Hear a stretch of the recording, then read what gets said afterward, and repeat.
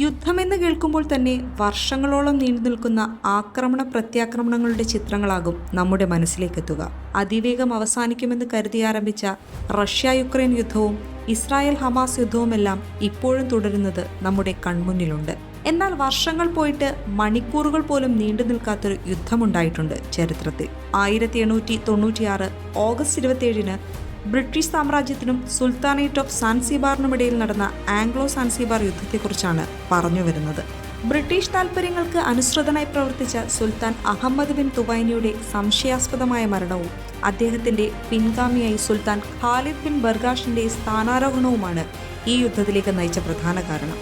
ഭരണാധികാരിയെ തീരുമാനിക്കും മുമ്പ് ബ്രിട്ടന്റെ അനുമതി വാങ്ങിയിരിക്കണമെന്ന നടപടി പാലിക്കാതെയിരുന്നതും ഹമൂദ് ബിൻ മുഹമ്മദിനെ ഭരണതലപ്പത്തെത്തിക്കാനുള്ള ബ്രിട്ടീഷ് താൽപ്പര്യവും യുദ്ധത്തിന് വഴിവെട്ടി.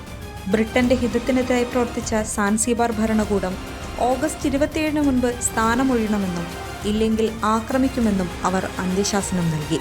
ഇന്ത്യൻ മഹാസമുദ്രത്തിലെ ദ്വീപരാജ്യമായിരുന്ന സാൻസിബാറിനെതിരെ 150ഓളം നാവികരും മറൈനറുകളും ഗൺബോട്ടുകളും ക്രൂയിസറുകളും എല്ലാം അടങ്ങിയ വലിയ സന്നാഹത്തോടെയാണ് ബ്രിട്ടൻ എത്തിയത്.